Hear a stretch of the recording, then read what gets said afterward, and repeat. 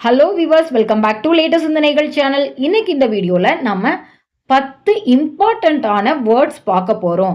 அதாவது நம்ம இங்கிலீஷில் பேசும்போது சில இடங்களில் நம்ம வார்த்தைகள், சில முக்கியமான வார்த்தைகளுக்கு இங்கிலீஷில் எப்படி சொல்லணும் அப்படின்னு தெரியாமல் நம்ம அந்த இடத்துல நிறுத்துவோம். ஸோ அப்படி நிறுத்தாமல் நம்ம இங்கிலீஷில் ஃப்ளூவெண்ட்டாக பேசணும்னா இங்கிலீஷில் நம்ம நிறைய வார்த்தைகள் தெரிஞ்சு வச்சுக்கணும். இன்னைக்கு இந்த வீடியோவில் நம்ம 10 முக்கியமான வார்த்தைகள் பார்க்க போகிறோம். அந்த 10 முக்கியமான வார்த்தைகளும் சென்டென்சஸில் எப்படி யூஸ் ஆகுது அப்படிங்கிறதையும் பார்க்க போகிறோம். ஒவ்வொரு வார்த்தைக்கும் நம்ம 3 எக்ஸாம்பிள் சென்டென்சஸ் பார்க்க போகிறோம். இந்த வீடியோ உங்களுக்கு ரொம்ப யூஸ்ஃபுல்லாக இருக்கும். வீடியோவை ஸ்கிப் பண்ணாமல் பாருங்கள். அப்போ தான் ஒவ்வொரு வேர்டும் எப்படி டிஃப்ரெண்ட் எக்ஸாம்பிள் சென்டென்சஸில் யூஸ் ஆகுது அப்படிங்கிறது பற்றி உங்களுக்கு ஒரு கிளியர் ஐடியா கிடைக்கும். If you are ready, let's get started. இன்னைக்கு நம்ம பார்க்கக்கூடிய ஃபர்ஸ்ட் வேர்ட் தைரியமாக. அவன் தைரியமாக உண்மையை சொன்னான், அவ தைரியமாக எல்லா கொஷினுக்கும் ஆன்சர் பண்ணான், இந்த மாதிரி நம்ம பேசுவோம். அப்போ தைரியமாக அப்படின்னு சொல்கிறதுக்கு இங்கிலீஷில் எப்படி சொல்லணும் அப்படின்னு நம்ம கட்டாயம் தெரிஞ்சு வச்சுக்கணும். தைரியமாக அப்படிங்கிறதுக்கு bravely.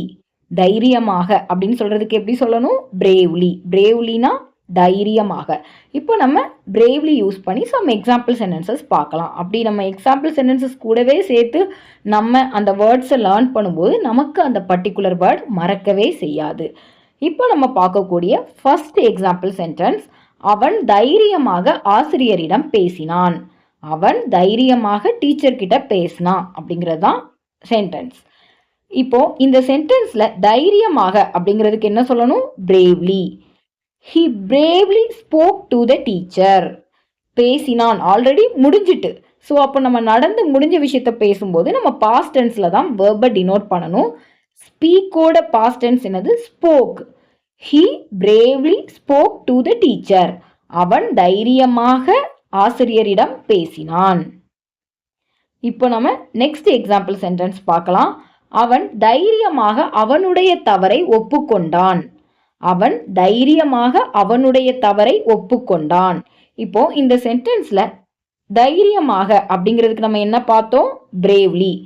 He bravely admitted his mistake. அட்மிட்டட்னா என்னது? ஒப்புக்கொண்டான். ஹீனா அவன், பிரேவ்லி தைரியமாக, அட்மிட்டட் ஒப்புக்கொண்டான். His அவனுடைய, மிஸ்டேக் தவறை, his mistake அப்படிங்கும்போது அவனுடைய தவறை. He bravely admitted his mistake. இப்போ நம்ம தேர்ட் எக்ஸாம்பிள் சென்டென்ஸ் பார்க்கலாம். Using bravely. அவள் அவளுடைய பயத்தை தைரியமாக எதிர்கொண்டாள். அவள் அவளுடைய பயத்தை தைரியமாக ஃபேஸ் பண்ணா அப்படிங்கிறது தான் சென்டென்ஸ். இப்போ இந்த சென்டென்ஸில் தைரியமாக அப்படின்னு சொல்கிறதுக்கு நம்ம என்ன சொல்லணும்? bravely. She bravely faced her fear. She bravely faced அப்படின்னா அவள் தைரியமாக எதிர்கொண்டாள். her fear அப்படிங்கும்போது அவளுடைய பயத்தை. she bravely faced her fear. இப்போ எல்லாருக்கும் புரிஞ்சுதா bravely எப்படி சென்டென்சஸ்ல நம்ம யூஸ் பண்ணணும்னு? அவன் தைரியமா எல்லா கொஷின்ஸ்க்கும் ஆன்சர் பண்ணனான் அப்படின்னு சொல்றதா இருந்தா he bravely answered all the questions. he bravely answered all the questions. அவ தைரியமா உண்மையை சொன்னா அப்படின்னு சொல்றீங்கன்னா she bravely told the truth. she bravely told the truth. அவ்வளவுதான் ஃப்ரெண்ட்ஸ். இப்போ நம்ம செகண்ட் வேர்டு பார்க்கலாம். வேண்டுமென்றே. அவன் வேனுக்குனே ஸ்லோவா நடந்தான். அவ வேனுக்குனே என்னை பார்த்து சிரிச்சா, இப்படின்லாம் நம்ம சொல்றோம். இப்போ வேனுக்குனே அப்படின்னு சொல்றதுக்கு பர்பஸ்லி, அதாவது ஒரு விஷயத்த நார்மலா பண்றதுக்கும் வேனுக்குன்னு ஒரு நோக்கத்தோட பண்றதுக்கும் வித்தியாசம் இருக்குது. பர்பஸ்னா நோக்கம். அப்போ பர்பஸ்லினா வேனுக்குனே, அதாவது ஒரு நோக்கத்தோட பண்றது தான் நம்ம பர்பஸ்லி அப்படின்னு சொல்றோம். இப்போ நம்ம எக்ஸாம்பிள் சென்டென்சஸ் பார்க்கலாம். உங்களுக்கு இன்னும் ஈஸியா அண்டர்ஸ்டாண்ட் ஆகும். ஃபர்ஸ்ட் எக்ஸாம்பிள் சென்டென்ஸ், அவள் வேண்டுமென்றே என்னை பார்த்து சிரித்தாள். அவ வேனுக்குனே என்னை பார்த்து சிரிச்சா அப்படின்னு இந்த சென்டென்ஸ்ல கொடுத்துருக்காங்க. இப்போ வேண்டுமென்றே அப்படிங்கிறதுக்கு நம்ம என்ன பார்த்தோம்? Purposely. she purposely smiled at me. she purposely smiledனா அவ வேணும்னே சிரிச்சா. at me அப்படின்னா என்னை பார்த்து. she purposely smiled at me. இப்போ நம்ம செகண்ட் எக்ஸாம்பிள் சென்டென்ஸ் பார்க்கலாம். அவன் வேணும்னே மெதுவாக நடந்தான். அவன் வேண்டுமென்றே மெதுவாக நடந்தான். இப்போ இந்த சென்டென்ஸ்ல வேண்டுமென்றே அப்படிங்கிறதுக்கு நம்ம என்ன சொல்லணும்? Purposely. He purposely walked slowly. Slowlyனா மெதுவாக. He purposely walked slowly. Walkedனா நடந்தான். Purposelyனா வேண்டுமென்றே. ஹீனா அவன். அவன் வேண்டுமென்றே மெதுவாக நடந்தான். இப்போ நம்ம பார்க்கக்கூடிய தேர்ட் எக்ஸாம்பிள் சென்டென்ஸ், அவன் வேண்டுமென்றே கிளம்பினான். எல்லாரும் இருக்கிறாங்க, பட் அவன் மட்டும் வேணுனே கிளம்பிட்டான் அப்படின்னு சொல்றோம். அவன் வேணுனே கிளம்பினான் அப்படின்னு சொல்றோம். அப்போ இந்த சென்டென்ஸ் எப்படி சொல்லணும்? He purposely left. ஹீனா அவன், purposely வேண்டுமென்றே, left அதாவது கிளம்புறதுக்கு நம்ம என்ன verb யூஸ் பண்ணுவோம்? leave. அதோட past tense left. He purposely left. அவன் வேணுனே கிளம்பிட்டான். இப்போ எல்லாருக்கும் purposely எப்படி சென்டென்சஸ்ல யூஸ் ஆகுது அப்படிங்கிறது புரிஞ்சுதா? இது வரைக்கும் நம்ம 2 வேர்ட்ஸ் லேர்ன் பண்ணியிருக்கோம். ஃபர்ஸ்ட் ஒன் தைரியமாக அப்படின்னு சொல்றதுக்கு பிரேவ்லி, செகண்ட் ஒன் வேண்டுமென்றே அப்படின்னு சொல்றதுக்கு பர்பஸ்லி. இப்போ நம்ம பார்க்கக்கூடிய 3வது வேர்டு பெரும்பாலும். ஃபார் எக்ஸாம்பிள், நான் பெரும்பாலும் வீட்டில் தான் சாப்பிடுவேன், ரேராக தான் வெளியில் சாப்பிடுவேன் அப்படின்னு சொல்லுவோம். அப்போ பெரும்பாலும் அப்படின்னா என்ன அப்படின்னா, ஆல்மோஸ்ட் ஆல் த டைம், எல்லா டைமுமே நான் வீட்டில் தான் சாப்பிடுவேன், ரேராக எப்போமாச்சும் நான் வெளியில் சாப்பிடுவேன் அப்படிங்கிற மீனிங். அப்போ பெரும்பாலும் அப்படின்னு சொல்கிறதுக்கு மோஸ்ட்லி. இப்போ நம்ம மோஸ்ட்லி யூஸ் பண்ணி சம் எக்ஸாம்பிள் சென்டென்சஸ் பார்க்கலாம். ஃபர்ஸ்ட் எக்ஸாம்பிள் சென்டென்ஸ், நாங்கள் பெரும்பாலும் வேலைக்கு பேருந்தில் பயணம் செய்கிறோம். நாங்கள் பெரும்பாலும் வேலைக்கு பஸ்ல டிராவல் பண்றோம். அதுதான் இந்த சென்டென்ஸ். இப்போ இந்த சென்டென்ஸ்ல பெரும்பாலும் அப்படிங்கிறதுக்கு நம்ம என்ன பார்த்தோம்? மோஸ்ட்லி. அப்போ இந்த சென்டென்ஸ் எப்படி சொல்லணும்? We mostly travel by bus to work. We mostly travel by bus அப்படின்னா நாங்க பெரும்பாலும் பஸ்ல தான் டிராவல் பண்ணுவோம். To workனா வேலைக்கு. We mostly travel by bus to work. மோஸ்ட்லினா என்னது? ஆல்மோஸ்ட் ஆல் த டைம், எல்லா டைமுமே நாங்க பஸ்ல தான் டிராவல் பண்றோம். செகண்ட் எக்ஸாம்பிள் சென்டென்ஸ், அவர் பெரும்பாலும் நீல நிற சட்டைகளை அணிவார். இந்த சென்டென்ஸ்ல பெரும்பாலும் அப்படிங்கிறதுக்கு நம்ம என்ன பார்த்தோம்? மோஸ்ட்லி. மோஸ்ட்லியோட மீனிங் என்ன? ஆல்மோஸ்ட் ஆல் த டைம், கிட்டத்தட்ட எல்லா டைம்லையுமே. அவர் கிட்டத்தட்ட எல்லா டைம்லையுமே நீல நிற சட்டைகளை அணிவார். இப்போ இந்த சென்டென்ஸ் நம்ம எப்படி மேக் பண்ணலாம் using mostly? He mostly wears blue shirts. He mostly wears blue shirts. He mostly wearsனா அவர் பெரும்பாலும் அணிவார், blue shirtsனா நீல நிற சட்டைகளை. He mostly wears blue shirts. Third example sentence, நாங்கள் பெரும்பாலும் வீட்டிலேயே சாப்பிடுகிறோம். அப்படின்னா என்ன மீனிங்? நாங்கள் எல்லா டைமும் வீட்டிலேயே சாப்பிடுறோம். இந்த சென்டென்ஸை நம்ம எப்படி மோஸ்ட்லி யூஸ் பண்ணி மேக் பண்ணலாம்? We mostly eat at home. We mostly eat அப்படின்னா நாங்க பெரும்பாலும் சாப்பிடுறோம். At homeனா வீட்டிலேயே. We mostly eat at home. நாங்க பெரும்பாலும் வீட்டிலேயே சாப்பிடுறோம். இப்போ எல்லாருக்கும் மோஸ்ட்லி எப்படி சென்டென்சஸ்ல யூஸ் பண்ணணும் அப்படிங்கறத பத்தி ஒரு கிளியர் ஐடியா கிடைச்சிருக்கும். இப்போ நம்ம பார்க்கக்கூடிய ஃபோர்த் வேர்ட் கொஞ்சம். கொஞ்சம் அப்படின்னா a little. இதுக்கு நம்ம இங்கிலீஷ்ல ஸ்லைட்லி அப்படிங்கிற வேர்ட் யூஸ் பண்ணலாம். ஸ்லைட்லினா கொஞ்சம். படம் கொஞ்சம் போரிங்காக இருந்துச்சு அப்படின்னு சொல்லும்போது ஸ்லைட்லி போரிங் அப்படின்னு சொல்லலாம். ஸ்லைட்லி போரிங்னா கொஞ்சம் போரிங். அதே மாதிரி என் சட்டை கொஞ்சம் அழுக்காக இருக்குது அப்படின்னு சொல்லும்போது கொஞ்சம் அழுக்கு அப்படிங்கிறத மென்ஷன் பண்ண ஸ்லைட்லி டேட்டி அப்படின்னு சொல்லலாம். ஸ்லைட்லினா கொஞ்சம், டர்ட்டினா அழுக்கு. ஸ்லைட்லி டேட்டி அப்படிங்கும்போது கொஞ்சம் அழுக்கு. My shirt is slightly dirty. என் சட்டை கொஞ்சம் அழுக்காக இருக்குது அப்படின்னு நம்ம ஈஸியாக சென்டென்ஸ் ஃபார்ம் பண்ணலாம். இப்போ நம்ம ஸ்லைட்லி யூஸ் பண்ணி சம் எக்ஸாம்பிள் சென்டென்சஸ் பார்க்கலாம். First example sentence using slightly. Cake கொஞ்சம் இனிப்பா இருக்குது. கொஞ்சம் இனிப்பாக அப்படின்னு சொல்றதுக்கு ஃபர்ஸ்ட் நமக்கு கொஞ்சம் அப்படிங்கிறதுக்கு நம்ம என்ன வேர்ட் பார்த்தோம்? ஸ்லைட்லி. கொஞ்சம் இனிப்பாக அப்படின்னு சொல்றதுக்கு ஸ்லைட்லி ஸ்வீட். ஸ்லைட்லி ஸ்வீட் அப்படின்னா கொஞ்சம் இனிப்பாக. The cake is slightly sweet. Cake கொஞ்சம் இனிப்பா இருக்குது. The cake is slightly sweet. இப்போ நம்ம நெக்ஸ்ட் எக்ஸாம்பிள் சென்டென்ஸ் பார்க்கலாம். சூப் கொஞ்சம் உப்பாக இருக்கிறது. சூப் கொஞ்சம் உப்பாக இருக்கிறது. கொஞ்சம் இனிப்பாக அப்படின்னு சொல்றதுக்கு நம்ம என்ன பார்த்தோம்? ஸ்லைட்லி ஸ்வீட் அப்படின்னு பார்த்தோம். அப்போ கொஞ்சம் உப்பாக அப்படிங்கிறதுக்கு நம்ம என்ன சொல்லலாம்? Slightly salty. The soup is slightly salty. Soup கொஞ்சம் உப்பாக இருக்கிறது. த சூப் இஸ் ஸ்லைட்லி சால்ட்டி. இப்போ நம்ம தேர்ட் எக்ஸாம்பிள் பார்க்கலாம். புத்தகம் வாசிக்க கொஞ்சம் கடினமாக இருக்கிறது. இப்போ நம்ம புக் ரீட் பண்ணுறோம் அப்படின்னா எல்லா புக்ஸும் ஈஸியாக இருக்காது. சம் புக்ஸ் டிஃபிகல்ட் டு ரீடாக இருக்கும். ஸோ அந்த மாதிரி சென்டென்ஸ் தான் இங்கே கொடுத்துருக்காங்க. புத்தகம் வாசிக்க கொஞ்சம் கடினமாக இருக்கிறது. கொஞ்சம் அப்படிங்கிறதுக்கு நம்ம என்ன பார்த்தோம்? ஸ்லைட்லி. கொஞ்சம் கடினமாக அப்படின்னு சொல்கிறதுக்கு slightly difficult. The book is slightly difficult to read. The book is slightly டிஃபிகல்ட்னா புத்தகம் கொஞ்சம் கடினமாக இருக்கிறது. டு ரீட் அப்படிங்கும்போது வாசிக்க. The book is slightly difficult to read. புத்தகம் வாசிக்க கொஞ்சம் கடினமாக இருக்கிறது. இப்போ எல்லாருக்கும் ஸ்லைட்லி எப்போ சென்டென்சஸ்ல யூஸ் பண்ணும் அப்படிங்கிறது பத்தி ஒரு ஐடியா கிடைச்சிருக்கும். ஸ்லைட்லினா a little, அதாவது கொஞ்சம். நம்ம இதுவரைக்கும் 4 வேர்ட்ஸ் லேர்ன் பண்ணியிருக்கோம் வித் எக்ஸாம்பிள் சென்டென்சஸ் கூட. ஃபர்ஸ்ட் ஒன் தைரியமாக, பிரேவ்லி. செகண்ட் ஒன் வேண்டுமென்றே, purposely. தேர்ட் ஒன் பெரும்பாலும், மோஸ்ட்லி. ஃபோர்த் ஒன் கொஞ்சம், ஸ்லைட்லி. இப்போ நம்ம பார்க்கக்கூடிய ஃபிஃப்த் வேர்ட் கடுமையாக, அதாவது கடுமையாக, தீவிரமாக இப்படிலாம் சொல்றதுக்கு சிவியர்லி அப்படிங்கிற வேர்டு யூஸ் பண்ணலாம். மழை பெஞ்சி கடுமையா பகுதியை பாதிச்சுட்டு அப்படின்னு சொல்லும்போது கடுமையாக பாதித்தது அப்படின்னு சொல்றதுக்கு சிவியர்லி அஃபெக்டட் அப்படின்னு சொல்லலாம். கடுமையா திட்டாரு, கடுமையா திட்டுறதுக்கு சிவியர்லி ஸ்கோல்டட் அப்படின்னு சொல்லலாம்.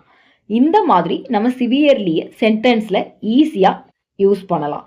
இப்போ நம்ம எக்ஸாம்பிள் சென்டென்சஸ் பார்க்கலாம். ஃபர்ஸ்ட் எக்ஸாம்பிள் சென்டென்ஸ், ஆசிரியர் மாணவனை கடுமையாக திட்டினார். ஆசிரியர் மாணவனை கடுமையாக திட்டினார். இப்போதான் நம்ம பார்த்தோம். கடுமையாக அப்படிங்கிறதுக்கு என்ன சொல்லணும்? சிவியர்லி. கடுமையாக திட்டினார். அப்போ கடுமையாக திட்டுறதுக்கு நம்ம என்ன பார்த்தோம்? ஸ்கோல்டுனா திட்டுறது. திட்டினார் ஆல்ரெடி நடந்து முடிஞ்ச விஷயம். அப்போ நம்ம என்ன டென்ஸ்ல சொல்லணும்? Past tense. Severely scolded. கடுமையாக திட்டுறதுக்கு நம்ம என்ன சொல்லணும்? Severely scolded. The teacher severely scolded the student. Second example sentence, பலத்த காற்றினால் மரம் கடுமையாக வளைந்தது. கடுமையாக அப்படிங்கிறதுக்கு நம்ம என்ன வேர்டு பார்த்தோம்? சிவியர்லி. கடுமையாக வளைஞ்சிட்டு, வளைஞ்சிட்டு அப்படின்னு சொல்றதுக்கு பெண்ட் ஆயிட்டு அப்படின்னு சொல்லுவோம். அப்போ கடுமையாக வளைஞ்சிட்டு அப்படின்னு சொல்றதுக்கு severely bent. The tree was severely bent by the strong wind. Strong விண்ட்னா பலத்த காற்று. பலத்த காற்றினால் அப்படின்னு சொல்லும்போது பை த ஸ்ட்ராங் விண்ட் அப்படின்னு சொல்லணும். பலத்த காற்றினால், by the strong wind. The tree was severely bent by the strong wind. வளைகிறதுக்கு நம்ம வேர்பு பெண்ட் யூஸ் பண்ணுவோம். வளைந்தது அப்படிங்கும்போது பாஸ்ட் ஃபார்ம் யூஸ் பண்ணணும். பாஸ்ட் டென்ஸ்ல என்ன சொல்லுவோம்? பெண்ட், அதாவது BEND அப்படிங்கிறது V1 ஃபார்ம். பாஸ்ட் ஃபார்ம்ல BENT யூஸ் பண்ணுவோம். டிக்கு பதிலாக T யூஸ் பண்ணுவோம். அப்போ பெண்ட். நெக்ஸ்ட் எக்ஸாம்பிள் சென்டென்ஸ், அவர் சத்தத்தால் கடுமையாக பாதிக்கப்பட்டார். அவர் சத்தத்தால் கடுமையாக பாதிக்கப்பட்டார். கடுமையாக அப்படிங்கிறதுக்கு நம்ம பார்த்த வேர்டு என்ன? சிவியர்லி. பாதிக்கப்படுறதுக்கு அஃபெக்ட் அப்படிங்கிற வேர்ட் நம்ம யூஸ் பண்ணுவோம். பாதிக்கப்பட்டார் அப்படிங்கும்போது அஃபெக்டட். சிவியர்லி அஃபெக்டட் அப்படின்னா கடுமையாக பாதிக்கப்பட்டார். அவர் சத்தத்தால் கடுமையாக பாதிக்கப்பட்டார் அப்படின்னு சொல்றதுக்கு he was severely affected by the noise. he was severely affected by the noise. by the noise-னா சத்தத்தால். he was severely affected by the noise. இப்போ எல்லாருக்கும் சிவியர்லி எப்போ யூஸ் பண்ணணும் அப்படிங்கிறது புரிஞ்சிருக்கும். சிவியர்லியோட மீனிங் என்ன? கடுமையாக, அதாவது தீவிரமாக, கடுமையாக அப்படின்னு சொல்லும்போது நம்ம சிவியர்லி யூஸ் பண்ணலாம். கடுமையாக திட்டுறதுக்கு சிவியர்லி ஸ்கோல்டட். கடுமையா டேமேஜ் ஆயிட்டு அப்படின்னு சொல்றதுக்கு சிவியர்லி டேமேஜ்ட். இந்த மாதிரி தான் நம்ம சென்டென்சஸ்ல யூஸ் பண்ணணும். இப்போ எல்லாருக்கும் சிவியர்லி எப்படி யூஸ் பண்ணணும் அப்படிங்கிறது புரிஞ்சிருக்கும். இப்போ நம்ம மொத்தமாக 5 வேர்ட்ஸ் வித் எக்ஸாம்பிள் சென்டென்சஸ் பார்த்துருக்கோம். ஒன்ஸ் ரிவைஸ் பண்ணிடலாம். ஃபர்ஸ்ட் நம்ம பார்த்தது தைரியமாக, பிரேவ்லி. செகண்ட் நம்ம பார்த்தது வேண்டுமென்றே, பர்பஸ்லி. தேர்ட் ஒன் பெரும்பாலும், மோஸ்ட்லி. ஃபோர்த் ஒன் கொஞ்சம், ஸ்லைட்லி. ஃபிஃப்த் ஒன் கடுமையாக, சிவியர்லி. நம்ம இதுவரைக்கும் இந்த 5 வேர்ட்ஸும் வித் எக்ஸாம்பிள் சென்டென்சஸோட பார்த்துருக்கோம். நம்ம வீடியோவை ஸ்கிப் பண்ணாமல் வாட்ச் பண்ணுறீங்க அப்படின்னா கண்டிப்பாக இந்த 5 வேர்ட்ஸ் யூஸ் பண்ணி சென்டென்சஸ் எப்படி மேக் பண்ணலாம் அப்படிங்கிறது உங்களுக்கு தெளிவாக புரிஞ்சிருக்கும். இப்போ நம்ம பார்க்கக்கூடிய 6th வேர்ட் முழுவதுமாக. அதாவது முழுவதுமாக அப்படிங்கும்போது ஃபுல்லாக, டோட்டலாக அப்படிங்கிற மீனிங்கில் தான் நமக்கு வரும். இதுக்கு நம்ம எப்படி சொல்லலாம் அப்படின்னா கம்ப்ளீட்லி அப்படிங்கிற வேர்டு யூஸ் பண்ணலாம். கம்ப்ளீட்லி அப்படின்னா ஃபுல்லாக, அவன் ஃபுல்லாக ஹோம்ஒர்க் முடிச்சிட்டான் அப்படின்னு சொல்கிறதுக்கு he completely finished his homework அப்படின்னு சொல்லலாம். அவள் ஃபுல்லாக மறந்துட்டா, அவள் கம்ப்ளீட்டாக மறந்துட்டா அப்படின்னு சொல்லணும்னா ஷி கம்ப்ளீட்லி ஃபர்காட் அப்படின்னு சொல்லலாம். ஸோ இப்போ நம்ம சம் எக்ஸாம்பிள் சென்டென்சஸ் பார்க்கலாம். அவள் என் மெசேஜை முழுவதுமாக புறக்கணித்தாள். அவ என் மெசேஜை முழுவதுமாக புறக்கணிச்சிட்டா. இப்போ முழுவதுமாக அப்படிங்கிறதுக்கு நம்ம என்ன வேர்டு பார்த்தோம்? கம்ப்ளீட்லி. புறக்கணித்தாள் அப்படின்னா not giving any attention purposely, வேணுக்குனே அந்த மெசேஜை பார்க்காம இருக்கிறது, அதுதான் புறக்கணித்தல். அப்போ இதுக்கு நம்ம இங்கிலீஷில் என்ன வேர்ப் யூஸ் பண்ணுவோம்? இக்னோர். ஆனால் பாஸ்ட் டென்ஸில் யூஸ் பண்ணுவோம். ஏன்னா புறக்கணித்தாள் அப்படிங்கும்போது அது நடந்து முடிஞ்ச விஷயம். இக்னோர்டு, கம்ப்ளீட்லி இக்னோர்டு அப்படின்னா முழுவதுமாக புறக்கணிக்கிறது. She completely ignored my message. அவ என் மெசேஜை முழுவதுமாக புறக்கணித்தாள். இப்போ எல்லாருக்கும் புரியுதா? இப்போ நம்ம செகண்ட் எக்ஸாம்பிள் சென்டென்ஸ் பார்க்கலாம். வீடு முழுவதுமாக சுத்தமாக இருக்கிறது. வீடு ஃபுல்லாக சுத்தமாக இருக்குது. The house is completely clean. The house is completely clean. Completely cleanனா ஃபுல்லாக சுத்தமா அப்படிங்கிற meaning. The house is completely clean. வீடு கம்ப்ளீட்லி க்ளீனாக இருக்குது. இப்போ நம்ம நெக்ஸ்ட் எக்ஸாம்பிள் சென்டென்ஸ் பார்க்கலாம். அவள் விருந்துக்காக முழுவதுமாக தயாராக இருக்கிறாள். அவள் பார்ட்டிக்காக முழுவதுமாக தயாராக இருக்கிறாள். இப்போ இந்த சென்டென்ஸில் முழுவதுமாக அப்படிங்கிறதுக்கு நம்ம என்ன வேர்டு பார்த்தோம்? கம்ப்ளீட்லி. அவள் முழுவதுமாக தயாராக இருக்கிறாள் அப்படின்னு சொல்கிறதுக்கு she is completely ready. She is completely ரெடினா அவள் முழுவதுமாக தயாராக இருக்கிறாள். விருந்துக்காக அப்படின்னு சொல்கிறதுக்கு for the party. For the party, ஃபார்னா ஆக அப்படின்னு வரும், பார்ட்டினா விருந்து. விருந்துக்காக அப்படிங்கும்போது for the party. She is completely ready for the party. அவன் முழுவதுமாக மறந்துட்டான் அப்படின்னு சொல்லணும்னா ஹீ கம்ப்ளீட்லி ஃபர்காட். அவன் முழுவதுமாக முடிச்சிட்டான் அப்படின்னு சொல்றதா இருந்தா ஹீ கம்ப்ளீட்லி ஃபினிஷ்ட். அவன் முழுவதுமாக கண்டுபிடிச்சிட்டான் அப்படின்னு சொல்றதா இருந்தா he completely found. இந்த மாதிரி தான் நம்ம கம்ப்ளீட்லியை சென்டென்சஸில் யூஸ் பண்ணணும். இப்போ நம்ம பார்க்கக்கூடிய 7th வேர்ட் நன்றியுடன். அதாவது இந்த வேர்டோட மீனிங் என்ன அப்படின்னா expressing thanks to another person. நம்மளோட தேங்க்ஸை நம்ம வெளிப்படுத்துகிறோம்.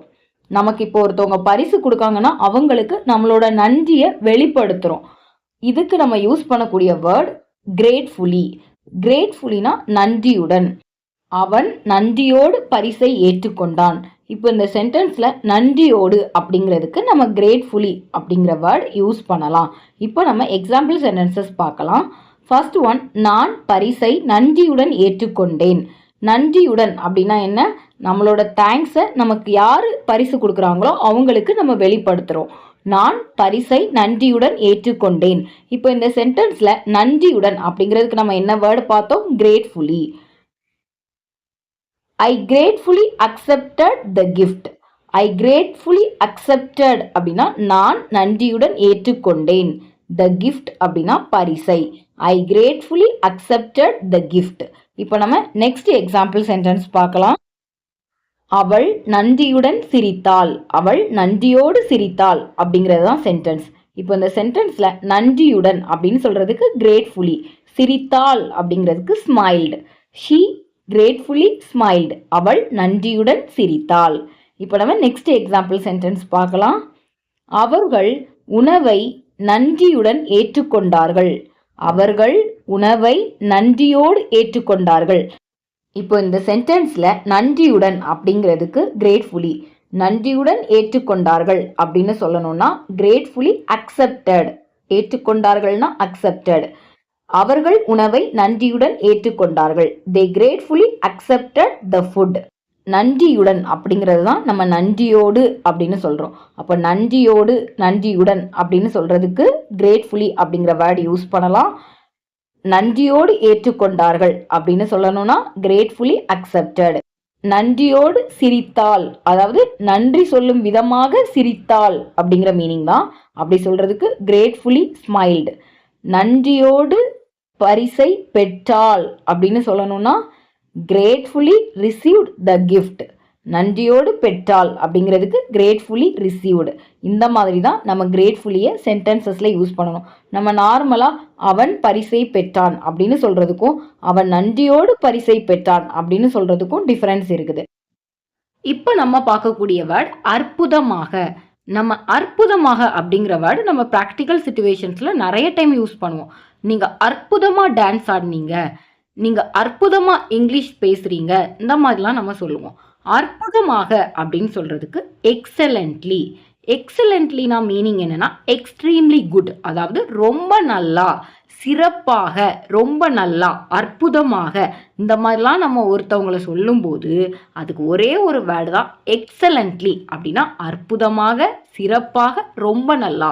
நீங்கள் ரொம்ப நல்லா டான்ஸ் ஆடினீங்க, நீங்கள் சிறப்பாக டான்ஸ் ஆடினீங்க, நீங்கள் அற்புதமாக டான்ஸ் ஆடினீங்க, இப்படி சொல்றதுக்கு யூ டான்ஸ்ட் எக்ஸலண்ட்லி சொன்னாலே போதும். இப்போ நம்ம எக்ஸலண்ட்லி யூஸ் பண்ணி சம் எக்ஸாம்பிள் சென்டென்சஸ் பார்க்கலாம். ஃபர்ஸ்ட் எக்ஸாம்பிள் சென்டென்ஸ், அவள் தேர்வில் அற்புதமாக செயல்பட்டாள்.